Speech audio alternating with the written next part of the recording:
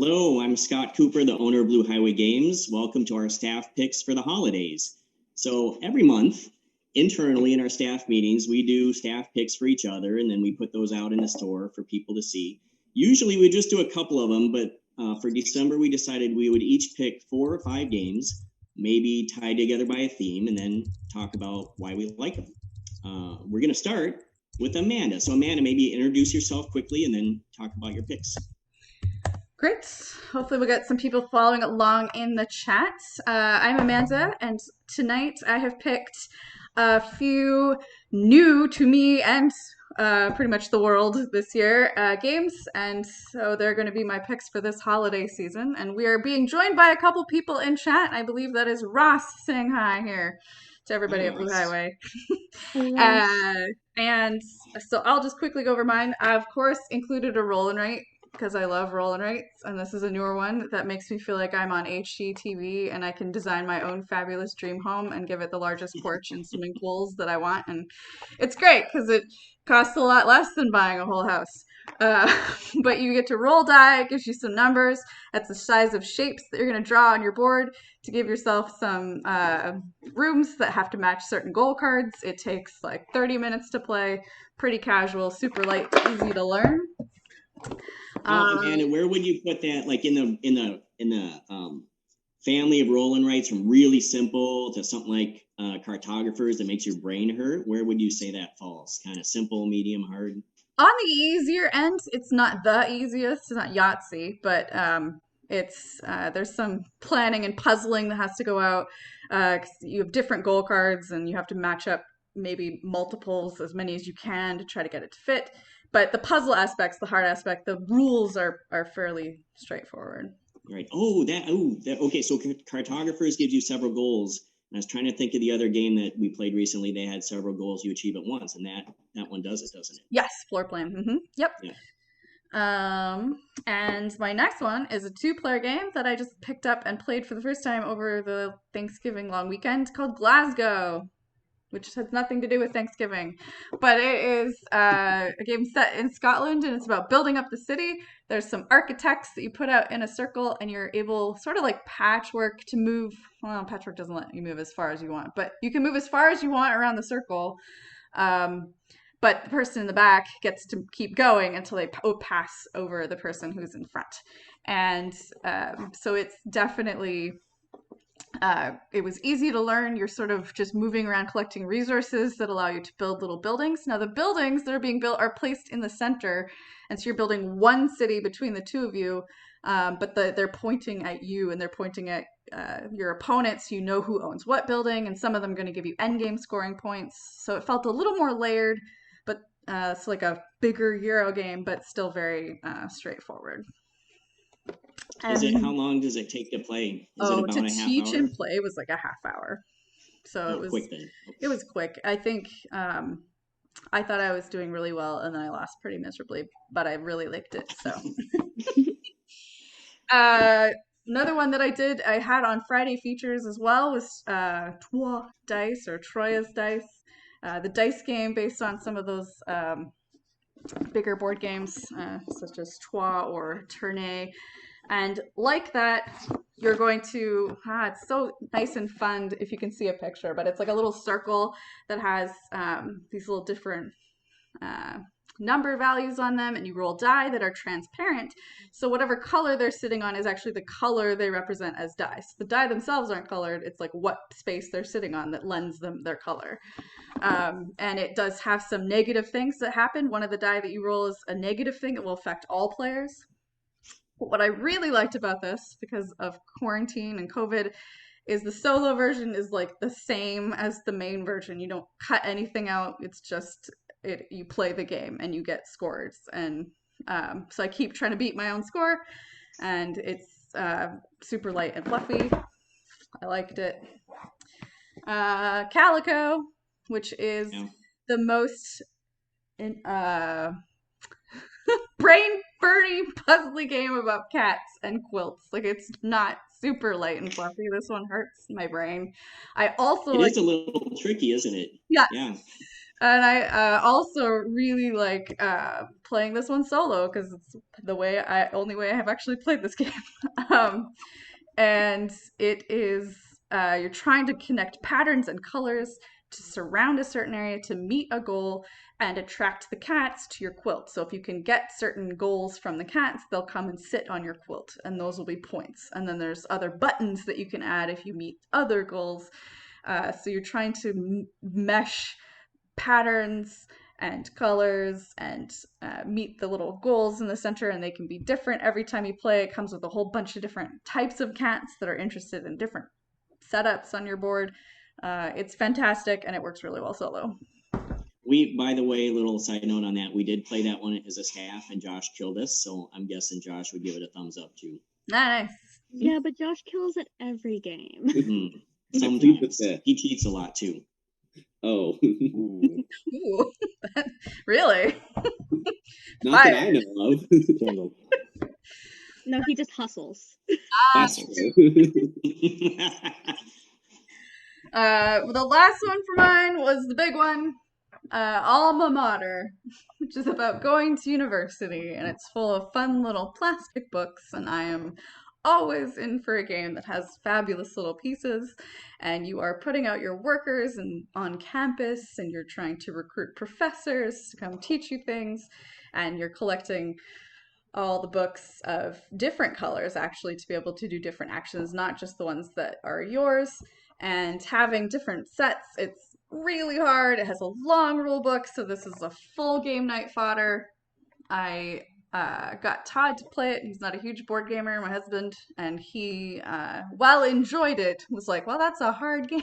So, of all, and it's a little longer to play, isn't it? How long did it take you? A couple hours after teaching, but teaching took a fair amount. I think if we can get him to play it again soon, we'll be a little bit faster. But okay, so a little bit more of a thinker, not so casual on that one. It does not have a solo version, so.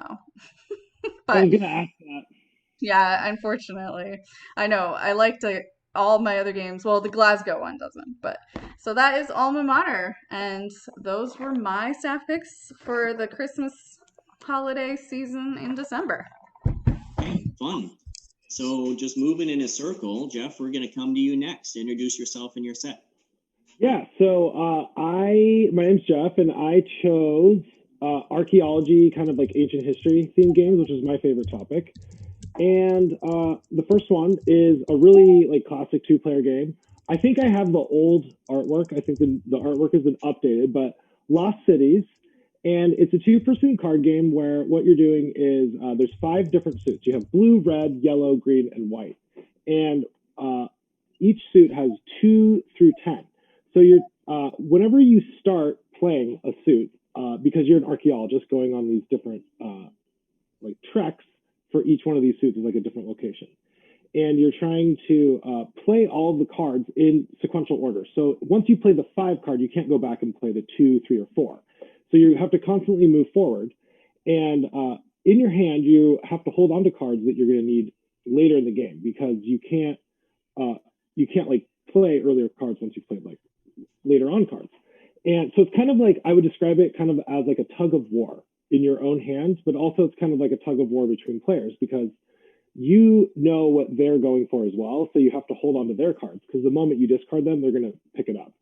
So it's a really like good thinky 2-player game where it's just, like I said, it's like a tug of war sort of. That one, just as an aside, that one's always one of our best-selling 2-player games. Yeah, I love this one. It's kind of like almost a classic at this point. It is. It totally is. Mm-hmm. Yeah. Although I'm kind of excited about Glasgow too, so it's nice to see some new 2-player games in too. Yeah. So, okay, sorry, Jeff. Oh no, that's fine. So my second one is also actually a 2-player game. It is Seven Wonders Duel, and this is a 2-player adaptation of Seven Wonders, and it is a game where you have you're playing against the other person, and there's a card pyramid is out in play. And on your turn, basically what you do is you take one card from the pyramid and play that card. And it's a civilization building game. So like each one of those cards that you take out of the pyramid is sort of like a building that goes in your city. And what you're doing is just trying to score the most points. And different color cards represent different aspects of civilization. So like green is science, red is military, and you're just trying to get different combinations of those cards in order to score the most points. And it's played over the course of 3 rounds, so it plays in less than an hour. It's a pretty quick game. But and if you are already a fan of the original Seven Wonders game, then I would definitely recommend it because it's like a really well done 2-player adaptation of regular Seven Wonders. So yeah, it's a great civilization building game. And sometimes I tell people that it's kind of almost like if you've ever played Age of Empires or Civilization, like computer games, it's really similar to what like a card game version of one of those computer games would be. So that one is a slightly more, whereas Lost Cities I think is really accessible. That one's slightly more complex then. True.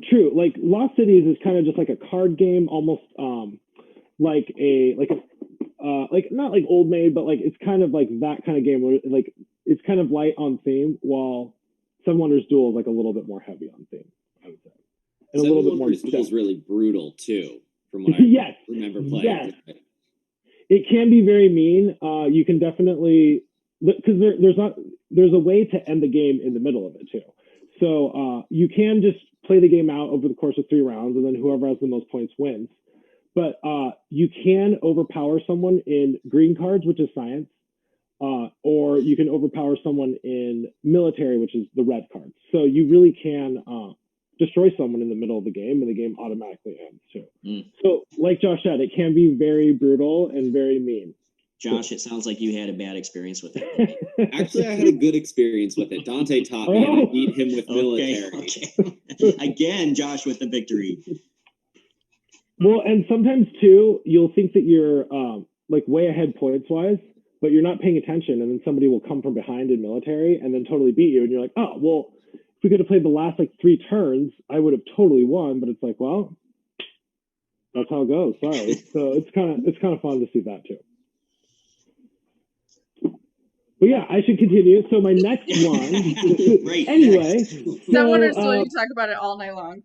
Yeah, it is one of my favorite ones, and Seven Wonders Original is my favorite game. So I could talk about it for a while.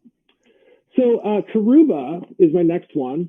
And this is kind of going along with my like archaeology kind of adventure theme. It's kind of adventure, ancient history, archaeology. So what this is a really quick game, and I think this would work for like a family like type game. Like it's even maybe a gateway game is almost what I would say. And what it is you have you start off with your player boards here, and each one of these has like people pieces, like little meeple pieces, who start on the beach. And they're trying to work their way into these temple pieces, which are in the jungle. So they have to build a pathway through the jungle here to get to those different shrines, to get these like point markers here. And the first person to get to the shrine gets the best marker. But the thing is, and how it's played is there's always one person who is sort of like the caller, and then everybody else is just kind of like the passive players, I guess. And you choose a tile at random, and you might say it's 1 through 36 because there's 36 tiles in the game. You might say like, oh, 23. So everybody has to pick up their 23, and then you all play it. And again, you're just trying to pick the best pathway through the jungle. And if you want to move your meeple people, you just discard a tile, and then you can get a certain number of moves based on the card you just discard. So it's a really simple game, and it has like a fun kind of mechanism because there's not really turns. Like you announce a tile and everybody kind of goes at the same time. So I do like those bingo style games where you're all playing the same thing at the same time and trying to figure out who can do it better. Yeah, it's like there's like less downtime, and it's like it makes for a pretty quick game. Like this game, if everyone kind of knows what they're doing, you could play in like 20 minutes, like definitely half hour. It's a pretty quick one. And sometimes what we'll do is, since it's so fast, we'll play it so everybody gets to be the caller once. So like maybe you'll play like 2 or 3 games in a row where everybody gets to be the starting player, I guess. Okay. Yeah. Yep, so yeah, that's a great one too. Can I just say I love the phrase meeple people? Yeah, I don't know where that came from. I was like, all right, I guess the people would be kind of redundant at that point because like that's the point, right? But yeah, and Karuma would be a good gift as well because it's definitely like for like families, it's a really accessible game. It's really easy to Yeah, learn. pretty flexible with ages, I would think. Absolutely, yeah. Yeah. And my next one is Imhotep, which is a kind of lighter game as well. Like it still has lots of strategy and lots of thinking, but it's also like kind of a quicker one. As you can see, I kind of like quicker games. So how it works is you have your on your turn you have an option of like 3 different things you can do. You are an architect in ancient Egypt, and what you're doing is collecting stones from a market so you can load up these ships. So on your turn, you can collect 3 stones from the market and just keep them in your storage sled and use them on later turns. Or the second thing you can do is load a ship onto one of these boats. And then the third thing you do is if the ship has enough stones on it, you can actually sail it to one of these work sites to build different monuments in Egypt. And based on where you lay the stones on these different monuments is how you get points. And the thing that's really interesting is when you sail a ship and you lay out tiles like in the order that they're on the ship, you're giving your opponents points, but you get to decide kind of when to sail the ships and where you're going to like give them the points pretty much. You want to, of course, like maximize your own points while like preventing them from getting as many points as they can.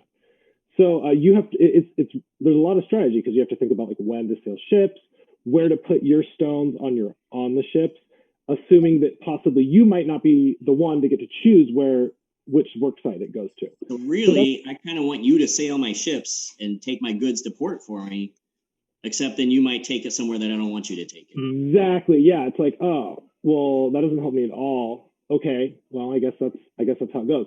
So you can't like load up one of your ships with all of your own stones because then if somebody else sails it, then it's just like, oh, well, that was a total waste. Mm-hmm. So it's there's a lot of thinking that goes into it, and there's also some like bonus cards that you can take too, and that's one of the like sites you can go to, and the bonus cards give you like either like points right at that moment or at the end of the game. And that's called like the market. You can sail the ships to the market, and based on the number of stones you get at the market, you get to take that many cards. So that kind of adds in like a little bit of a variable version of that, which I don't remember what it's called. Does anybody remember? Is it Imhotep Duel? I think it's just called Imhotep Duel, and I actually have not played the duel part, but I've played this. The 2-player is really good, also. Yeah, Imhotep. This plays really well as a 2-player game too. Like honestly, I've mostly played it as a 2-player game. And I would say it plays the same as with 3 players, but of course, 2 players is a little bit more difficult because, of course, there's more colors involved with putting stones on the ships and things like that. So, yeah. All right. And my last one is a new game that we just got, and I was really excited about it because I had kickstarted it. So it is the Island of El Dorado. And you might be the reason that we carry it. In fact, you can take credit for that. Oh, okay, I'll take it. Hey, there we go. And how it works is there's no pictures or anything, unfortunately. But it's very elegant box, though. Yeah, it's really nice, and that was what first attracted me to it. So you have, I would describe this, and maybe you've heard me like describe it this way before. It's kind of like a cross between Settlers of Catan and like a dungeon crawl, pretty much. Like you have, I know that sounds kind of funny, but you have an explorer, and that's where you start off the game. And the game map looks like Settlers of Catan in the sense that it is like hexagons that produce resources, pretty much. And you start off with just your however many explorers there are in the game. There are these nice little wooden pieces, which hopefully I can find someday. And you start off with that, and then you have an explorer that goes around to different hexes and explores the board as they go. And whatever hexagon you land on is where you collect resources for the next turn, pretty much. And there's 3 different resources in the game. And so it's it has like a resource building aspect where you can build buildings and like collect resources that way. But it's like a dungeon crawl because your explorer is going around and exploring different hexagon tiles around the map. And you're kind of creating a map as you go. It's because you start off on one tile and then you create the tile as you go. And the object of the game is to find these 4 shrines, which are random tiles shuffled into the stack. and they come up at random times, and you have to make an offering at the shrine. So it's basically like getting your 4 victory points to win the game, or sacrificing at these 4 shrines. And the final one is actually in a cave. So you have to go into the cave, and you might encounter certain creatures in the cave, and you might have to battle them off, or you might have to battle each other inside the cave to get the 4th shrine. And that is the most powerful shrine. And there's also some battling involved. If you ever encounter another explorer and land on the same tile as them, you have to battle them as well. So like I said, it's like a dungeon crawl, but also like resource management with Catan. Okay. I'm very Yeah. excited about that. I know. Yeah, I knew nothing about that. Now I'm very intrigued. Yeah, it's very cool and really beautiful artwork. Like the tiles are just like very beautiful with like gold accents and things. I mean, it's like very nice, very pretty game. Was Yeah. that just the Kickstarter version? Well, I still think, well, those are just the tiles from the base game though. So Yeah. hopefully they look just as nice as the one that we have. So yeah, Okay. All right. One more, or are we done? that was my 5. I had Lost Cities, Seven Wonders Duel, Karuba, Imhotep, and the Island of El Dorado. Very nice. Okay. Thank you, Jeff. Yeah, absolutely. I think moving along in a circle, then we have Sam next. Yeah. Sam, will you introduce your set? Yeah, so I'm Sam, and my theme was animal games, but I kind of, looking at all my games, they're also like really short games. So like games that you can play in, most of them you can play in about 30 minutes. The longest one is Cantankerous Cats, which you can play in about 45 minutes to an hour. So starting off, let's start off with Cantankerous Cats. We just got this back in. We haven't had it for like a really long time, and I was very excited because this is like the cutest game ever, and I love cats. He's a little grumpy. I guess he's cantankerous. Yeah. Well, you see, you start out as a cute cat. You're domesticated. Now, Okay. what you're doing is you're trying to gain affection with your human, and you do that with these affection cards, which are equally as adorable. Like taking a bath, they're perfect. I love every single one of them. They're all like beautiful and different.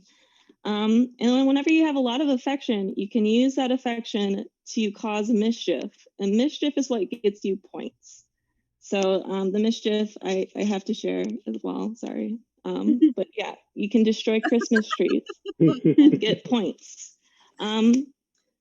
And whenever you're bad, if you're too bad, you get, maybe your opponent plays a mischief card on you and you can't afford it. You don't have enough affection.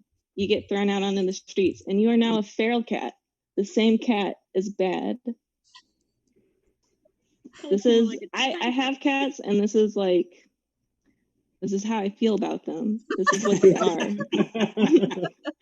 But yeah, the game is really pretty. It's got great art, which is always a plus. And you can be mean. You can pounce on your opponents. You can just like kind of sneak up on them. And whenever they think that they're really far ahead because you want to have 9 points to end the game, they might be far along. And you might say, nope, you are a feral cat now. You are bad. And then they can't really get points until they are domesticated again, which they have to like get affection from their human. So yeah, it plays in only about 45 minutes to an hour. So it's not super long, and it was pretty quick for us to learn. Great. Yeah. And my next game is Odin's Ravens. This is probably the quickest game out of the 5 that I have here. I think that out of all the times I've played this, it takes about 15 minutes. What you're doing is you play as one of the 2 Odin's Ravens, and you are racing the second Raven around these biome cards. So they're going to be all laid out. There's going to be, I think, maybe 5 or 6 different biomes. And you're going to have those biome cards in your hands so that you can play as many as you can. You're also going to have Loki cards, which are like trickster cards. So you can either mess up your opponent, or you can maybe play it so that it benefits you. So a card that might set your opponent back. Maybe you don't want to do that. You just move yourself forward. Yeah, super quick, easy to learn, and it's really cute. It's got these cute little ravens and The beautiful art. Best Raven pieces. I know, they're gorgeous. My third game That one is sometimes hard for us to keep in stock, but I think we have it back again now. We have one. Okay.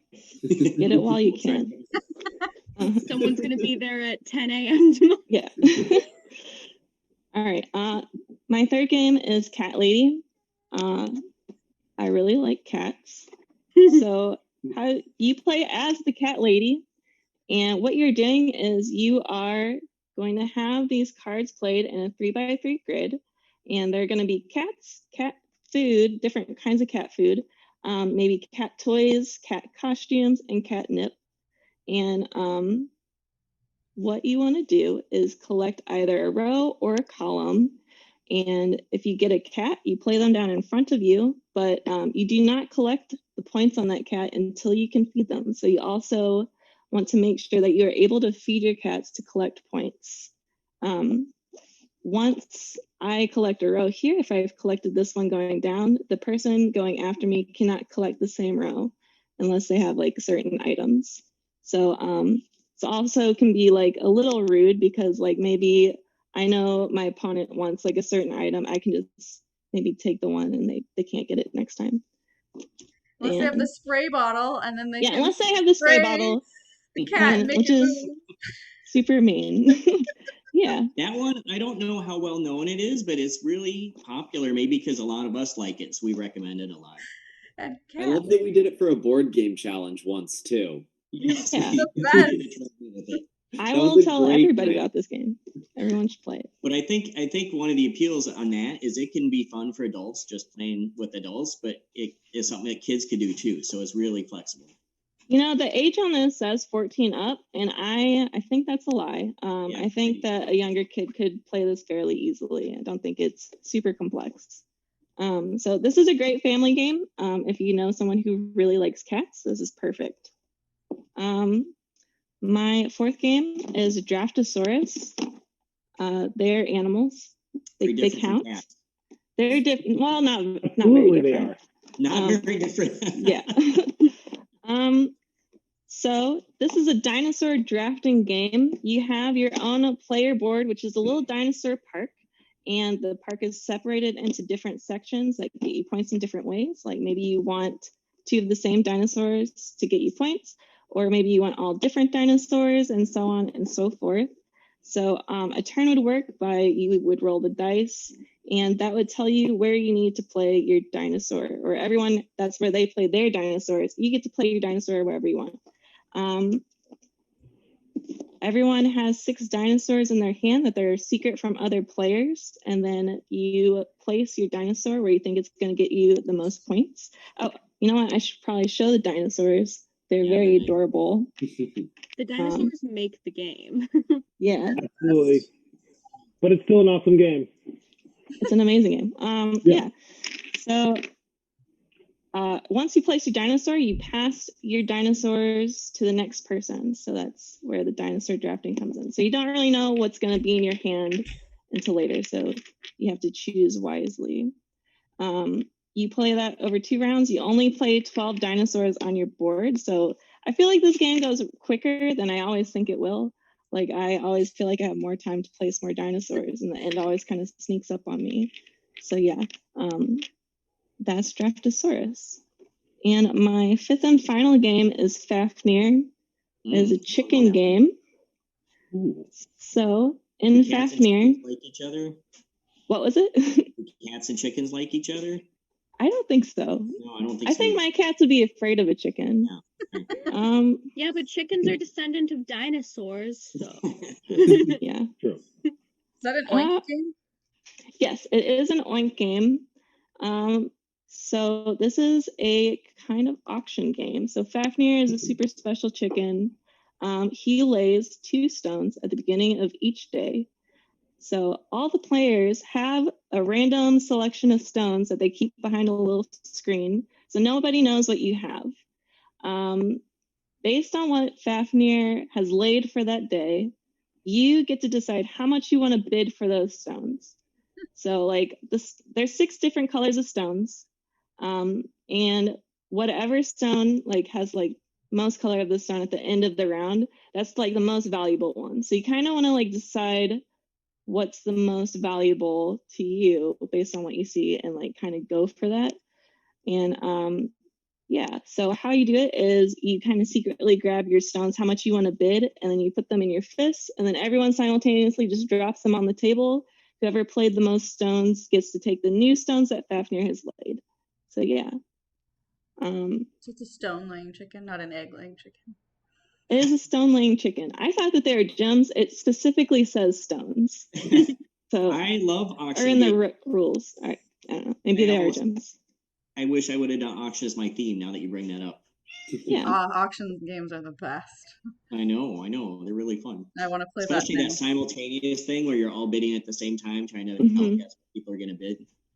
Yeah. So this one was also a pretty quick one to just kind of pick up and learn. So if you maybe know someone who doesn't play a lot of games this Christmas, but likes auctions, this is perfect. Awesome. And it's got a cute little chicken. Love it. Yeah. 9.5 games. That was Sam with 5 animal games. We've had a few other people join us, so if there's any questions, feel free to shout it out in the chat. I'll try to keep an eye on that. And Sam had animal games. They were great. What were the 5 again? Just as a summary. It was Cantankerous Cats, Odin's Ravens, Cat Lady, Draftosaurus, and Fafnir. Fantastic. Thank you, Sam. Yeah. Okay, Josh, you're next. All right, so I am Josh, and for my category, I'm taking a bit of a different approach. I'm doing epic games. So these are going to be much bigger, a little bit meatier games. They're going to take you a little bit longer. And yeah, the first one I'm going to talk about, I actually forgot to bring my copy. I'm still at the store, and we don't have any in stock at the moment. But it's Star Wars Rebellion. Great recommendation. We don't have it. I know. Well, hopefully we get some more in soon because it's a good one. Yes. I put up a picture for you. Okay, awesome. So Star Wars Rebellion, it's a great thematic game. It takes you right into the Star Wars universe. You either play as the Empire or the Rebel Alliance, and it's a little bit asymmetrical as well. Each faction has their own objective they're trying to complete. The Empire is trying to hunt down and find the Rebel base and get troops on that planet, and the Rebels are trying to get enough sympathy throughout the galaxy to stop the Empire and just stop their reign of terror. What I love about it is that you have all of the different heroes and villains that kind of lead your different missions. And even though it's very thematic, it doesn't play based on like the Star Wars story necessarily. So you can put characters into places and situations that maybe didn't happen in the Star Wars canon. And you're not going to win if you're the Rebels every time. So it's not a guarantee that one side's going to win over the other. So yeah, that's Star Wars Rebellion. Also, you love Star Wars, so I don't know if that makes you more critical or more likely to accept it. But either way, you have a affinity for it. Mm-hmm. We were I was joined definitely hesitant playing it. We were joined by Slug Biker, who I've been told is Rebecca. Hi, Rebecca. Hi. Josh, is Rebellion fun even if you're not a huge Star Wars fan? I think it can be because it's not necessarily about the characters and the storylines and all of that. It's got a lot of like depth and complexity in terms of like a board game as well. So and the asymmetric play, if you like those kinds of games, makes it interesting. So if you like board games and you're not like super big into Star Wars, it still is accessible to you. I played that with you before I really ever watched Star Wars, and I followed around. Yeah, I didn't grow up with Star Wars, and I really didn't watch it until kind of after. I don't know, but I kind of followed along. Okay. Yeah. So I played it, and you know what? I didn't really need all the movie information to play it. it worked. Sam, have you watched any Star Wars movies since then? I have. Okay. I watched like 2 of the prequels before I played that game, and like they didn't help me at all. So like, yeah. Well, the prequels wouldn't help you. Rebellion is all No. original trilogy. I wouldn't know that. There you go. Don't get her started. Josh, move on. Okay. What's next? So my next one is this guy here, Tapestry. You're gonna get the reflection of my computer. Sorry. Tapestry is a civilization game. And you start off at the beginning of your civilization's origins. So everyone is kind of starting fresh, and you're all competing to upgrade your civilization. You want to like get your economic production up. You want to build like capital cities. There's like unique buildings that you can build in the civilization. But there's also like a map on the table that you're trying to build up and explore. And so you're going, and I'm trying to remember. It's been a little while since I played it, but ultimately you're trying to get your pieces out onto the board and build up your civilization to score points. And one thing that I remember that stands out from this game is that the scoring is absolutely crazy. So in the first couple of rounds, you'll score 1-2 points, but then by the end, you're scoring like 50, 60 points in a turn, just like based on all of the ways that you get your civilization kind of working together with itself. It's very fun and very wonky, and like it's kind of a squirrely little like scoring game. There is a new expansion that just came out for it too. We just got it. Yeah, that I haven't had a chance to play yet, but it looks really good. I am fascinated. We're also being joined by Rob and Joy, which is very Hi, Rob and exciting. Joy. Getting joined by some of our regulars that we miss. All right, Also, continue. I will say Tapestry is really fun. I really liked it as well. And what I really liked about it is that every turn you only have like an option of like 4 things to do. So it's kind of like Wingspan, where it's like there's like a limited number of like options, which is good because if you're playing with someone new or somebody who's never played before, it's not overwhelming. Like, oh, there's like 60 things I can do. It's just like, oh, well, there's only like 4 things I can do. So that's kind of nice. Kind of opposite to that, my next game is Terra Mystica, and this one has lots of things that you can do. Yes. It's also asymmetrical. I guess that's kind of a theme with almost all the games I'm presenting. So they're epic and asymmetrical. But in Terra Mystica, what you're trying to do is you are terraforming the land on the map to be your kind of landscape that you can thrive and live and build on.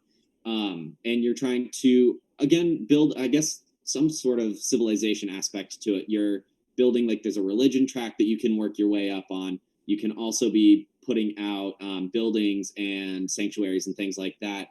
And you're trying to get all of these things worked together, but you need to be next to people on the board so that you can terraform potentially easier.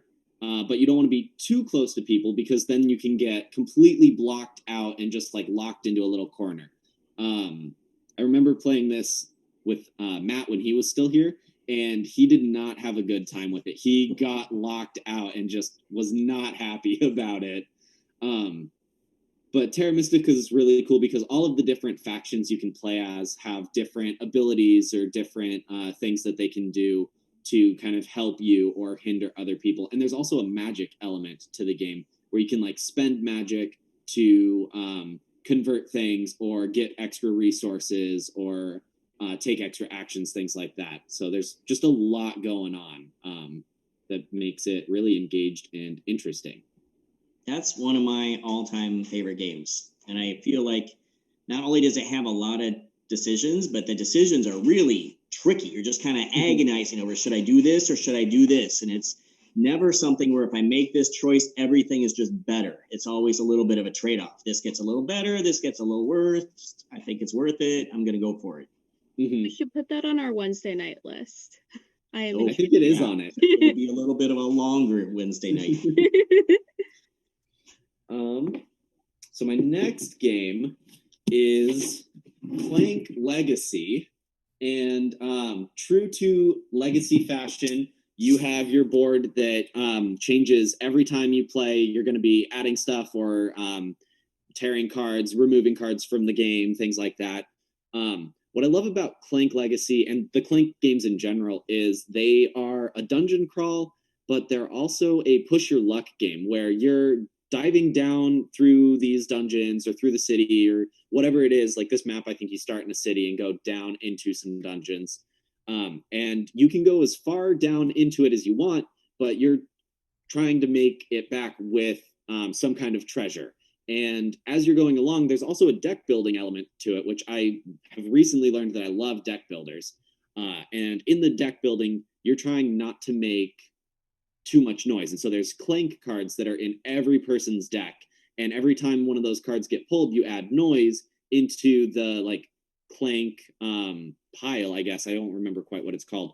But what that does is once someone reaches a certain threshold, you awaken the dragon and it attacks whoever has made the most noise. So it's just going to like take you out of the game that way.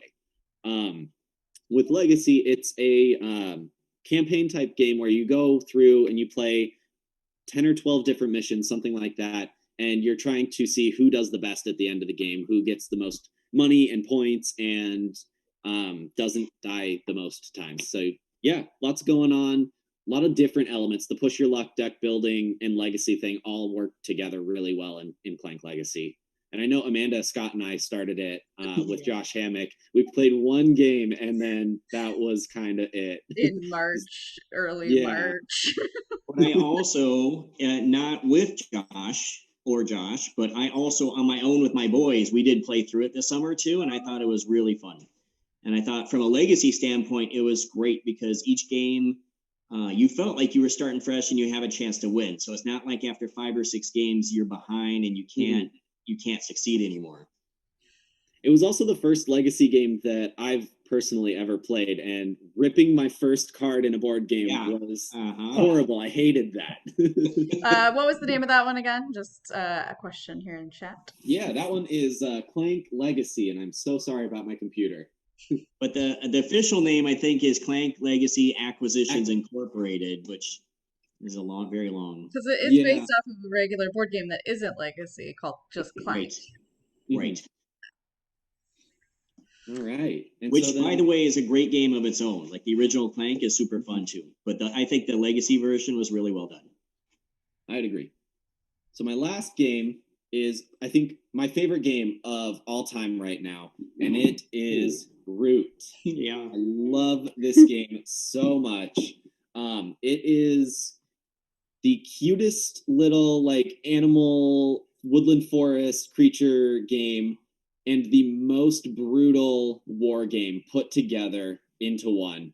And so you are these different asymmetric factions who are all trying to complete their own individual objectives, and you want to be the first player to score 30 points. And some of it is like, if you play as the Marquis de Cat, you are building your engine to score points. But if you're playing as the Vagabond, you're just a single pawn on the board, and you're trying to run around the forest and complete your own little objectives and like help people or steal from them and just kind of exist in this chaos of woodland magic.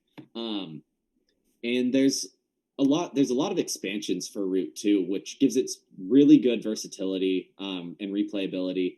And all of the factions are just really well balanced, which I think is one of my favorite parts of it. Is you can play just about any faction against any other, and there's no like guaranteed outcome. You kind of have to just see how well people play. One other cool element about it too is there's dominance cards that you can try and gain a dominance victory as opposed to scoring points. So there's like a couple of different ways that you can win the game. There's crafting and trading and different mechanics like that that just make it an all-around really fun but very brutal game. Do you find yourself wanting to play the different factions each time you play?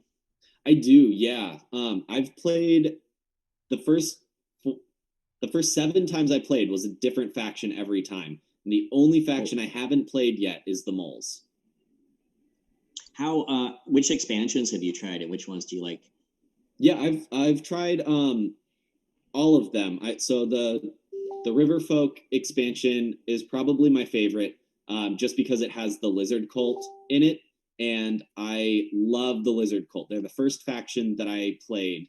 They were my favorite. They were so hard. They were like, you can't do anything on the board with the lizards until you start to get acolytes, and then once you get acolytes, you can just spend them and trump around the board and just do all kinds of crazy things. You can like convert pieces into your army. You can like trap pieces, all kinds of different things. So that's probably my favorite one.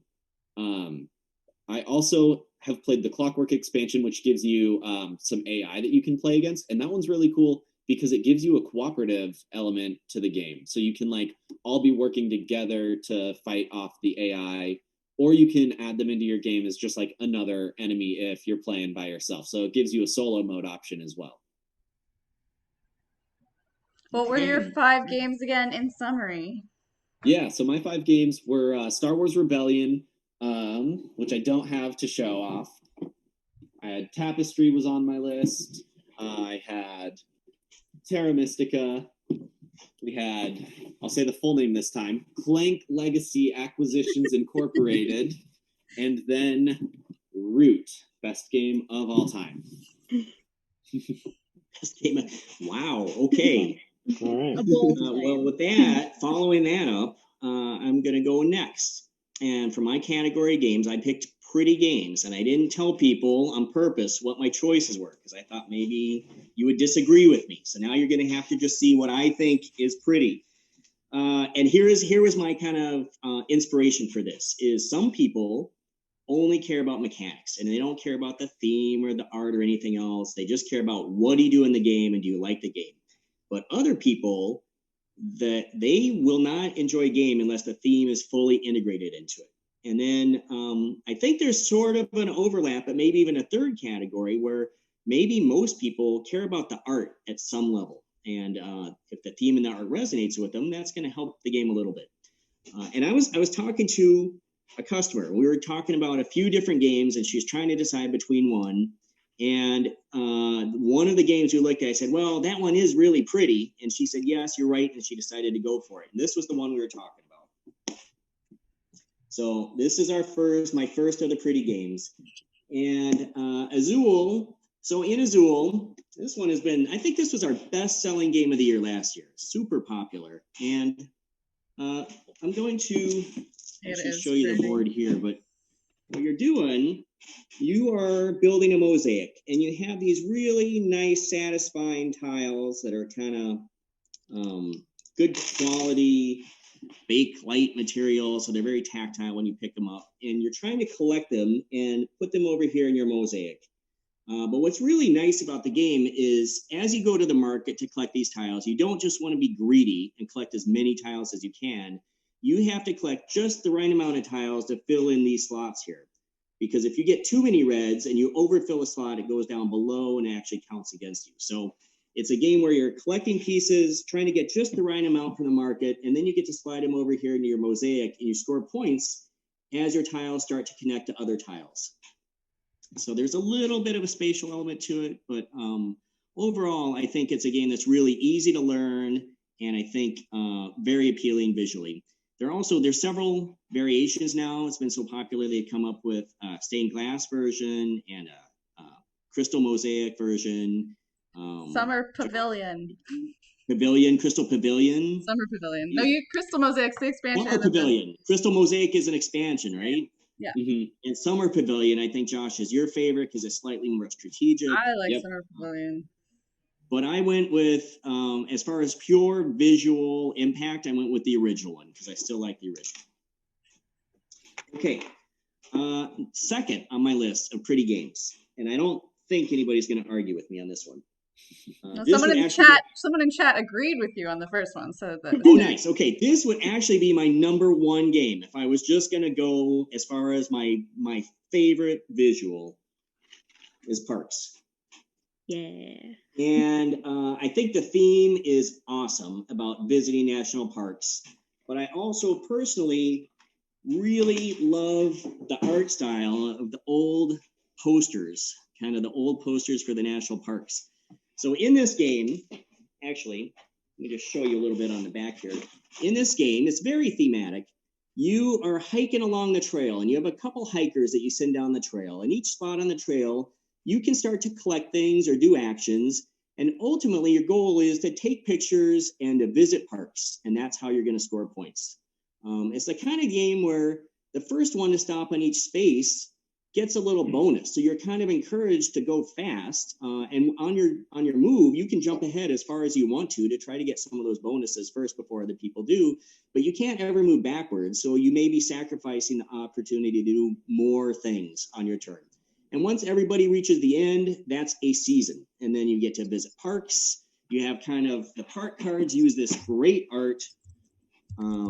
And they're real national parks. So Mount Rainier National Park, for example, or, Kings Canyon National Park, which I'm not actually familiar with. I don't even know where that one is. Or Yellowstone National Park. Now, I don't know if this art, I don't think it's the real art from the posters, but it's very similar. It very much It's like reminds me. WPA style, as Yes. Rebecca says in the chat. But Yes. Yeah, I I think think it's it is based See, I off wouldn't of. even know the name of the artist, even better. Okay, but my other favorite thing on this is the pieces are pretty great. They have lots of nice little wooden pieces, but you can collect some special things. So you can get water, you can get sunshine and other kind of things in the wild, but you can collect these wild animals. And the wild animals, they're different ones. So each one is unique, but really in the game, they're all the same. They're just wild. These are your wild cards. So the wild cards are actually wild animals. I love it. Parks has an expansion that we have in stock now It too. has, And a, it comes it with has a little new tents. expansion. I honestly haven't tried the new expansion, so I don't even quite know what the new expansion adds. It They also adds have the memory some mapping tents and some games. other things. The tent meeples are really fun. And meeples. Okay, Mhm. nice. And as Sobi points out, there are also some memory games, kind of the simple classic memory game of turning things over and trying to find the ones that match using that same great art. Okay, third one on my list. This one is an oldie, but a goodie. And I remember when it came out, I thought, wow, that's really beautiful. And it's Tokaido. And Tokaido it's a famous road in Japan. And I'm doing this one next because it has some similarities to Parks in the way that it played. So you have this road that you're traveling down, and you can move as far as you want to visit these various different stops, and each different kind of colored stop allows you to do a different thing. But in this game, if you jump ahead and somebody else jumps ahead, whoever goes next is going to be the person who's farthest behind on the road. So you can play with more than two people, but if other people jump way ahead to get to things and you move slowly, you're going to get to take a lot of moves in a row before they get to go again. So there's this kind of a tension between jumping ahead to get what you want, because if I'm in this space, you can't land on it while I'm standing there, versus I want to go slow and do a lot of different things. And the other thing that I really like about it is it's not a conflict-oriented game. It's kind of the game matches the theme. So you're on this kind of peaceful journey, and everything you do on the journey is going to be good. It's just a matter of what type of good things do you want to do. So you might collect souvenirs, or you might complete paintings. And the paintings, for example, okay, fine, that card is not all that great by a painting, but when you get another one, they start to match up. So that's great. So you're actually, as you do this and you get the third part, you're actually completing a painting. So I just think it's really, the details on it are great. It's really well done. And in chat, Rebecca says she was hoping you'd include Tokaido, and it's very cutthroat with an interesting dichotomy. Yes, yes. And it's interesting because I feel like in some ways it's really kind of a peaceful journey, but it's not always, because if I'm in your spot, you're going to be mad at me. Okay, next one. I'm going to save this other one for last. No, I'm not. I'm going to do this one. I don't know that people would guess on this one. But I think it's very beautiful. It's a 2-player game called Mancala. Mandala. And, I'm sorry, Mandala, not Mancala, Mandala. But what I like about this game is a couple of things. The board for this game is actually a cloth. So you unfold this cloth and lay it out, and this is the board that you're going to play on as opposed to cardboard. And then the cards are these nicely done different colors. And it's a set collecting game. So I'm trying to collect groupings of these colors. And at first, it doesn't really, there's not any inherent advantage towards red over green over black. There's not one color that's better than another color. But I think what is really nice about this game is that the strategy is tricky, because the first time you collect a color and score it, you lay these down, and now orange is only worth 1 point for you for the rest of the game. The next time you collect a color and score it, you lay it down, and now these green cards are worth 2 points for you for the rest of the game. So if you have a lot of one color and you start to play them early to score points, you've committed to the fact that those colors, that orange, they're only worth 1 each. They're not very good. You really kind of want to hold them on until later so that you can put them down last and make them worth a lot of points, but then you got to make sure that you get them down and that Josh doesn't end the game before you can play them. The other thing that I think is a nice tension in this game is you can play your cards in a couple of ways. You either play them on the mountaintop, which is like a pool of cards. It's sort of like the prize pool that you can win as you collect these cards for your sets, or you play them on your side of the mountain. And that's kind of a tug of war, that whoever has the most on their side of the mountain gets to pick first from the colors that are on the mountain. So you have to decide if you want to use your cards to create the prize pool, or if you want to use your cards to try to have first pick. Okay, and then my last one, I don't think is going to be controversial, but we'll see. Mandala was slightly controversial. Yeah, I'm sure not everybody would. I love the gameplay, but I think it's ugly. It's not. No, come on. Ooh. It's pretty. It's That's very the pretty. part where we tell everyone you're colorblind.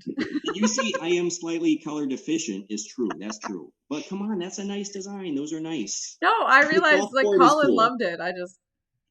But this How about one, this one? Okay, so Wingspan. Wingspan has been super popular and has kind of gone ballistic. And up until just recently, we haven't been able to keep it in stock. But we do have a bunch of them right now. And I think part of the appeal of Wingspan, let me find my board. Part of the appeal is the theme, because it uses real birds. So the cards that you collect are actual real birds, and they have little kind of details and descriptions about them, which don't necessarily impact the game. But then the statistics about them, like how many eggs do they lay, or how big are they, or their wingspan, or other details. Sometimes those statistics actually matter, and they seem to be based on reality. I'm not a birder, so I'm not 100% sure, but I feel like it's using real birds and real statistics about the birds in the gameplay. And then the second thing is that the bits and the pieces are really nice, and the art is just really well done. So the birds live in habitats. So when I collect a bird, it's either going to live in the forest or in the plains or in the wetlands. And each of those areas allows me to do a different type of thing in the game. It lets me collect more cards, or it lets me start to lay eggs.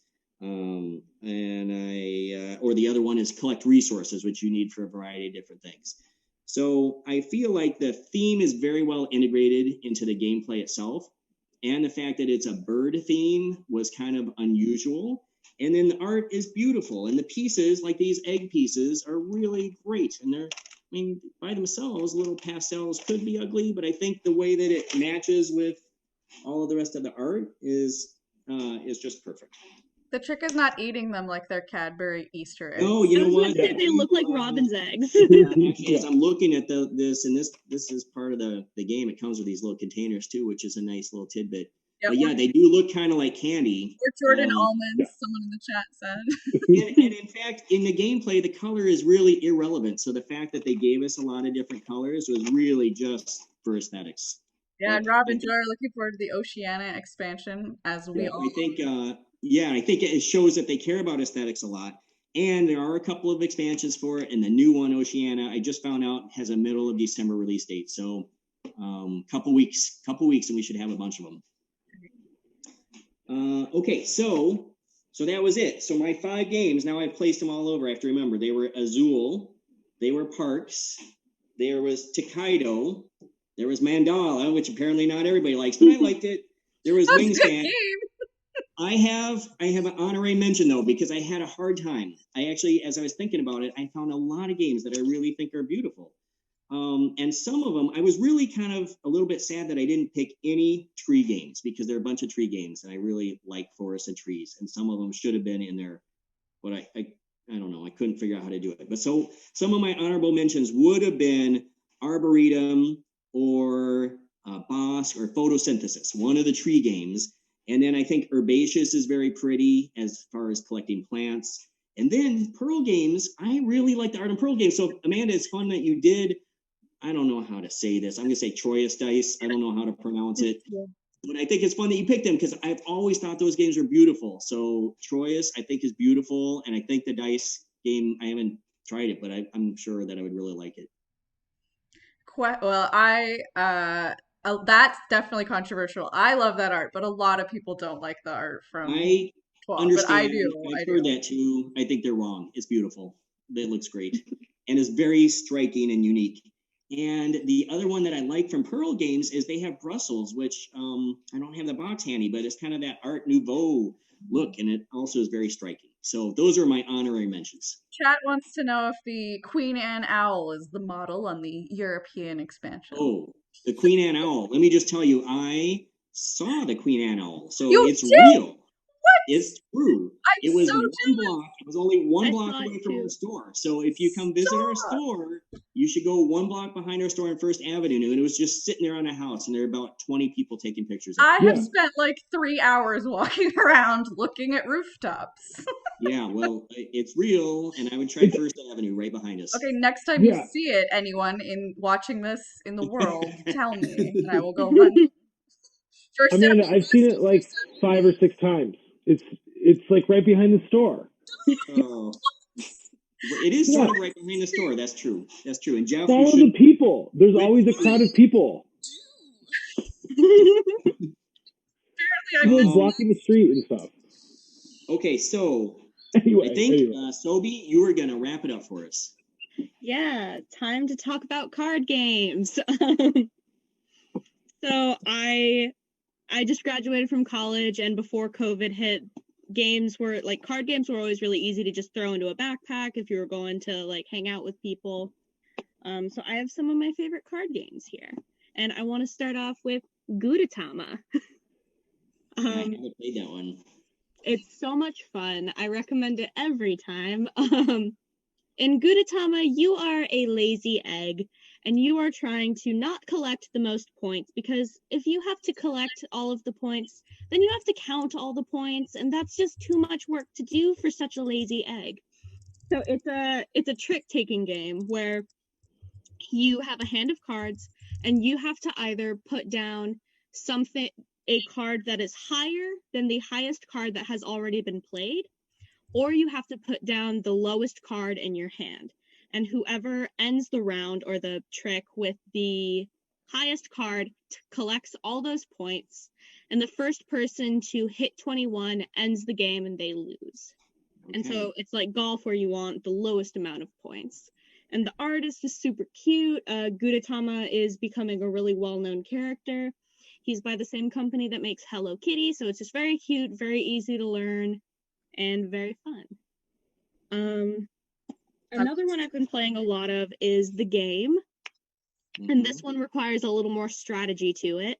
You have 4 different piles of cards that you're working on, 2 of which are going from 1 to 100, and 2 that are going from 100 to 1. And you're essentially trying to lay down every card in the deck.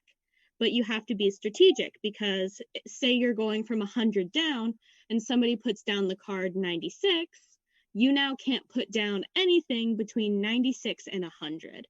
So you really have to try and be strategic with like working with the people you're playing with to say like, oh, don't touch this pile, like I'm still working on it or whatever. Because you can't say what cards you have in your hand, but you very much have to communicate with each other, because you're all trying to work together to beat the game. And I've done it successfully once. Too. Yeah, Ross in chat says he loves it, and that the extreme is even crazier. Even crazier. Sobi, you have finished it? You've beaten it once? I've beaten it once. Nice. Kind of There's in that also, just aside from extreme, there's a game easy. Quick and easy. Quick and easy. Quick and easy, right. Instead of have you from tried that going to 1 to 100, that goes to 1 to 10. And it deals a lot more with colors of the cards. Yeah, you can Have you- play the have you same played it color many to times? reset it up or down. So if I'm like, I play the green 8, I could play a green 1. And so you have to kind of Oh. constantly try to reset it by playing the same Mhm. colors. Okay. I Okay. have that one. I haven't played it yet, but I would recommend any of the game and its sister properties. That's the pretty version. The game Quick and Easy went back to the old like I dungeon thought art. when I first saw it, I thought it was like a Halloween version. Halloween, yeah, appropriate for Halloween. I do like the art on that one. I would put Yeah. that in my player package. Yes. The next game I have is What the Heck, and this is another really simple but quick game. Everybody has the same hand of cards. It's all just cards going from 1 to 15, and you flip up a point value. And so high card takes the points, but if somebody lays down the same card as another person, they cancel out and nobody gets the points. So if a really high value comes up and multiple people all lay down their 15s thinking, oh, I'm going to play the high card and get this point, nobody gets it. So you really kind of have to think and be sort of strategic and like, okay, well, I feel like everybody's going to put down their 15, so I'm going to put down a 13, and when they all cancel out, I'll get the point kind of thing. I love that one has a negative point value on it too in some cards. Yeah, and I think in that one, the lowest card takes it. Mm-hmm. It makes you really balance out between your highs and lows. Mm-hmm. Yeah, I actually don't quite remember how it does it, but it does make the low cards valuable because of the negative points. So you don't want to just always throw your little cards away. Or, Yeah. I don't remember. But I did like the negative. It's a nice twist. Mm-hmm. The next one I want to talk about is Gloom, and I specifically have Cthulhu Gloom here with me. A perfect game for the holiday season in which you are trying to kill your entire family. You have this family of 5 people, and you are trying to make their lives so miserable that eventually they die. But it's very much a storytelling game. So if you have people around you that are like, oh, I'm not really into games, but they're super into like role playing or D&D or whatever, they're really into the storytelling aspect of things, this would be a really fun game for them because Josh, Sam, and I all played it, and we got very into the narratives of our families. So that one's really fun, and also I really like the art on the cards because they're clear. Yeah. And so as you're like stacking up stats on these people, it's whatever card you can see on top is the one that takes effect. So like you can see how I have multiple cards on here, but they kind of get covered up by whatever you put on top of them. Chat thinks it sounds delightful. Wink. I own that game. You do.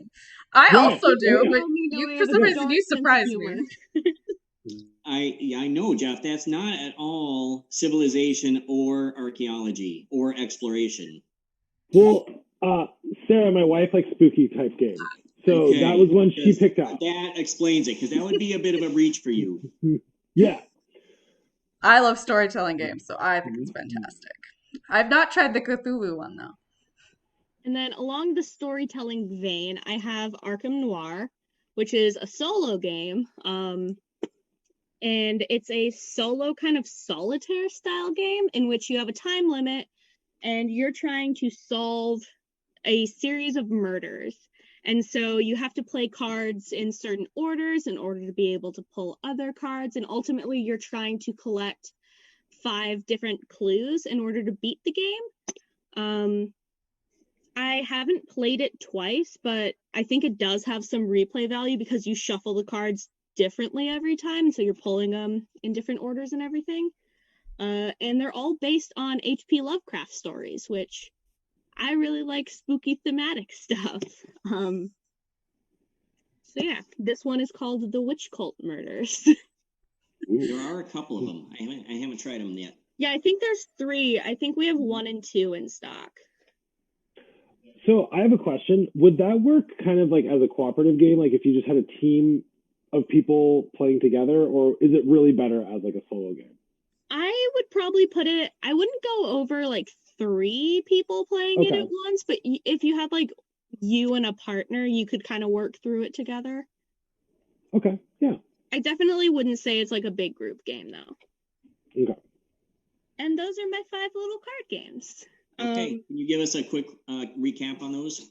Yeah, I had Gudetama, What the Heck, The Game, Arkham Noir, and Gloom.